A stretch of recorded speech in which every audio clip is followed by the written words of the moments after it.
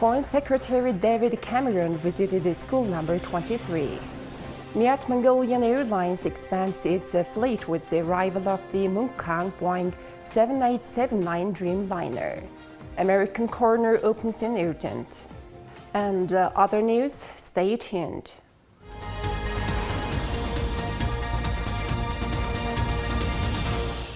David Cameron, Secretary of State for Foreign, Commonwealth and Development Affairs of the United Kingdom of Great Britain and Northern Ireland, visited Mongolia at the invitation of Minister of Foreign Affairs Batstig. During his visit, he visited school number 23 with the Ministry of Education and Science in Hammerlang and shared his thoughts with teachers and students. The school has implemented online language learning through the UK's Pearson English Language Programme. David Cameron learned about the programme's application from those directly involved in its implementation. During David Cameron's official visit, both countries agreed to enhance and strengthen relations and cooperation in culture, education and science. The British government has stated its commitment to expanding the intergovernmental scholarship program and increasing investment and technology support for Mongolia's education sector. These efforts aim to bring relations to the comprehensive partnership level. I think the biggest advantage we offer is we're saying to Mongolia, we're not asking you to make a choice between your important neighbours and us. We're saying you should have an extra choice of countries like Britain, so-called third neighbour countries. And we think we would be a good choice when it comes to mining, when it comes to technology, when it comes to business. We have great businesses that can invest in your country, and they also adhere to high standards of transparency, high standards of fighting corruption, high standards of making sure that the country concerned gets the full benefit of the investment. So I think Britain is a good partner, and as I say, but it's for you to choose. It's your choice, and we come here as a potential choice for you. In recent years, as part of education sector reforms, we have focused on enhancing education quality by bridging gaps between urban and rural schools and public and private institutions. Over the past 3 years, we have actively collaborated with the Cambridge program. Our goal is to ensure that every school meets the Cambridge program's standards, closing the gap between schools. Establishing only a few schools with the Cambridge curriculum isn't sufficient. We plan for all 760 public schools to adopt it, promoting equality. This requires comprehensive teacher preparation. We must train our English teachers extensively and enhance their expertise. Last year, we have introduced the Pearson platform for 5th and 6th graders nationwide. This platform empowers children to enhance their language skills independently, regardless of their teachers' capabilities. We plan to expand this initiative to students in grades 3 through 12 next year. The British Foreign Secretary has expressed interest in providing £10 million in aid to support English language learning efforts. During his official visit to Mongolia, David Cameron spoke to the media about the visit's objectives and significance.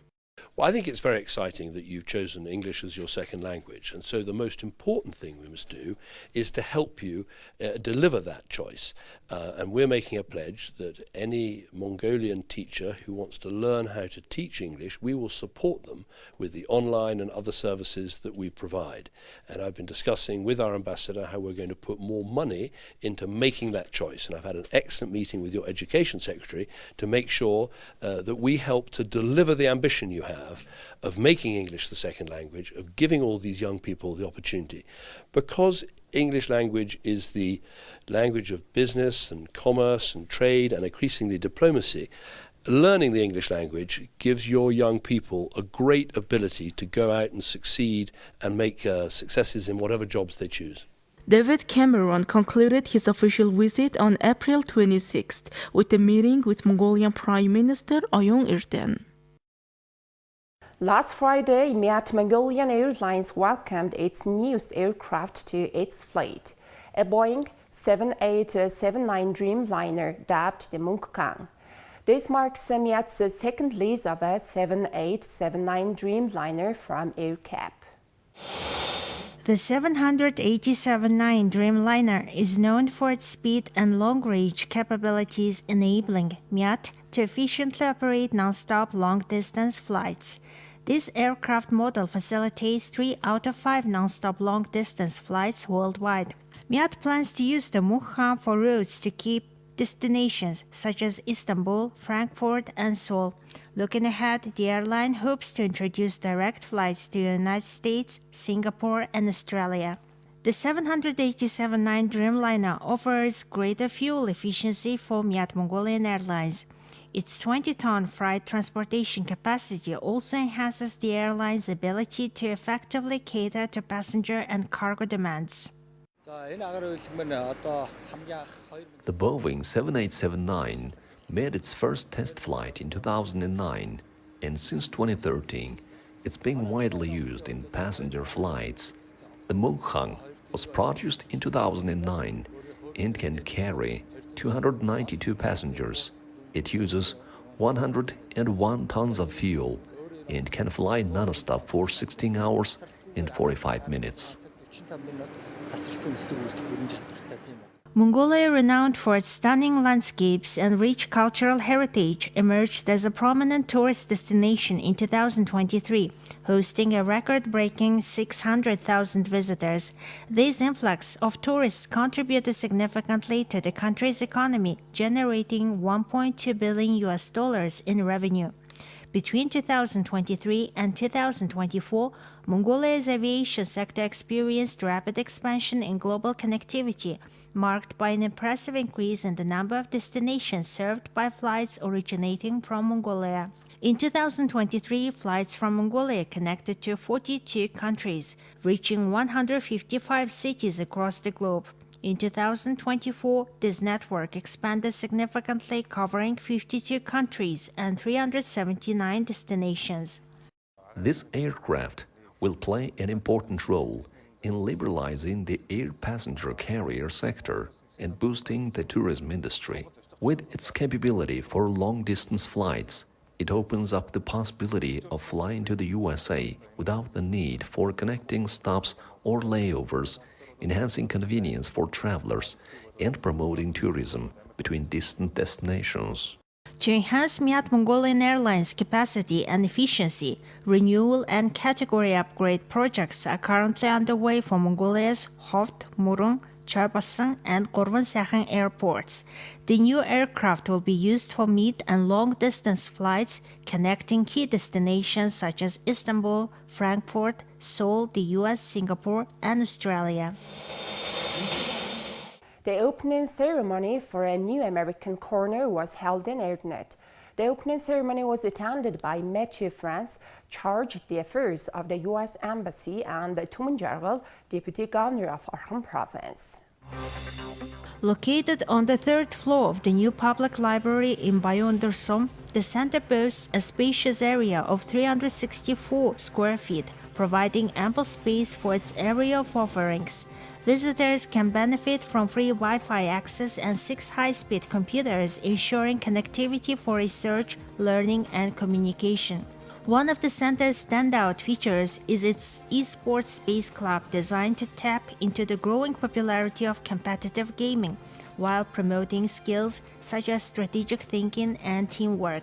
For those seeking educational opportunities, the center offers Education USA programs and English language courses tailored to learners at all levels. The reading room is stocked with latest English language textbooks and a collection of contemporary literature, providing resources for personal development and leisure. The multi-purpose program hall accommodates up to 100 people, making it ideal for hosting events such as movie nights, speaking clubs, and workshops. The corner will operate Monday to Friday from 9 a.m. to 6 p.m. The center is open to all residents of Arkham Province, with membership recommended for regular visits and program participation. Now please take a look at currency exchange rates provided by the Mongol Bank.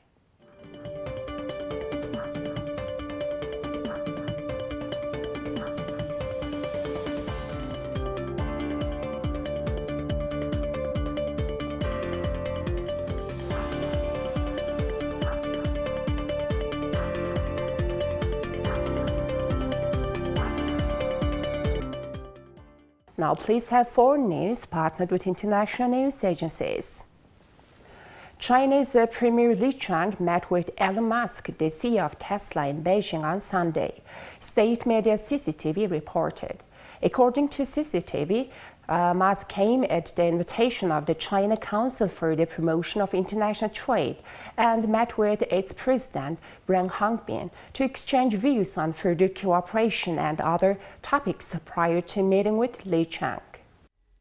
During the meeting, Li Qiang said that Tesla's development in China is a successful example of China-US economic and trade cooperation. He said China will continue to work hard on expanding market access and strengthening service guarantees to provide a better business environment for foreign-funded enterprises. Musk said his company is ready to further deepen cooperation with the Chinese side to achieve more win-win results, citing the good performance of Tesla's Shanghai plant.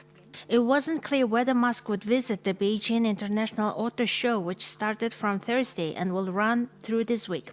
Chinese automakers and startups have launched a bevy of electric cars in recent years, some going head-to-head with Tesla and undercutting the American maker on price. The European Union has launched an investigation into Chinese subsidies for the EV industry that could lead to tariffs on electric vehicles made in China, potentially including Tesla cars. Thousands of people rallied across Australia on Sunday, demanding action to end gender-based violence in the country. Women and men, including Australian Prime Minister Anthony Albanese, attended the protests in major cities and towns, including Canberra and Melbourne. The demonstrations were held after a sharp rise in women's deaths in the country. The rallies were part of a series of events held across the country in cities and regional towns. Thank you. One of the things I think that's important is to remember exactly why we're here today, and we're here because so many women have lost their lives this year. Just to support the women that are experiencing violence domestically and just to support them. I think it's very important that we all show support for them. Oh, because I think men need to stand up and be counted. There's too much violence, there's just too much violence going on, and I've had enough, and I'm here to support my wife. She wanted to come in, I wanted to come in, and that's the way it happened. We're here today to demand that governments of all levels must do better, including my own, including every state and territory government.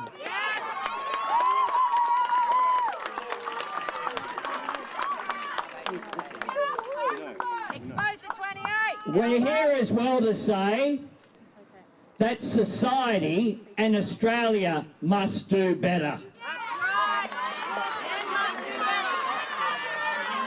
We need to change the culture, we need to change attitudes. We need to change the legal system. We need to change the approach by all governments. Because it's not enough to support victims. We need to focus on the perpetrators and focus on prevention. The two NASA astronauts assigned to Boeing's first human space flight arrived at their launch site Thursday, just over a week before their scheduled liftoff. Butch Wilmore and Sonny Williams will serve as test pilots for Boeing's Starliner capsule, which is making its debut with crew after years of delay. They flew from Houston into Kennedy Space Center on Thursday.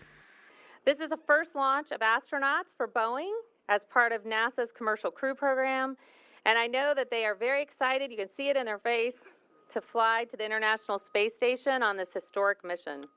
We're excited to welcome back to the Kennedy Space Center NASA's Butch Wilmore, who will serve as the mission commander, and NASA's Sonny Williams, who will serve as the PLT. You guys might call her a pilot. Butch calls her a PLT. Due to blastoff May 6th atop an Atlas rocket, the Starliner will fly to the International Space Station for a week-long shakedown cruise. Boeing is trying to catch up to SpaceX, which has been launching astronauts for NASA since 2020.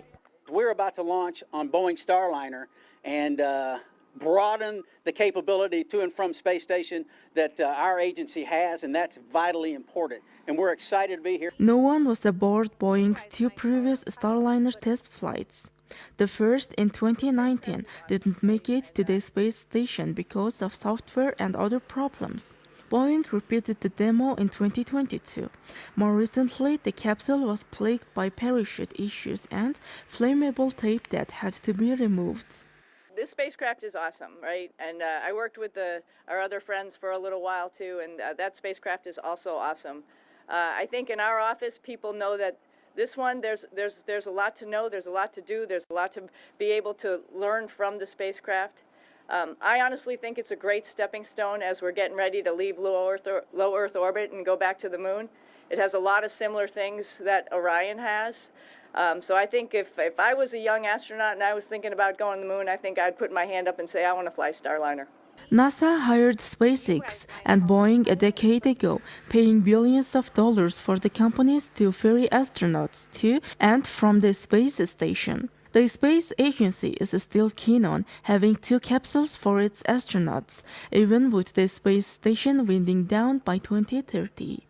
Do we expect it to go perfectly? This is the first human flight of the spacecraft. I'm sure we'll find things out. That's why we do this. This is a test flight. So when you do test, you expect to find things, and we expect to find things. Wilmore and Williams' upcoming launch also holds historical significance, as they will be the first astronauts to ride an Atlas rocket since NASA's Project Mercury era in the early 1960s, highlighting the evolution of space exploration technologies over the decades. A large rising smoke plume from an explosion in Gaza was seen from southern Israel on Sunday. It happened after Hamas said on Saturday it was reviewing a new Israeli proposal for a ceasefire in Gaza as Egypt intensified efforts to broker a deal to end the months-long war and stave off a planned Israeli ground offensive into the southern city of Rafah. Hamas sparked the war by attacking southern Israel on October 7th, with militants killing around 1,200 people, mostly civilians, and taking around 250 hostages.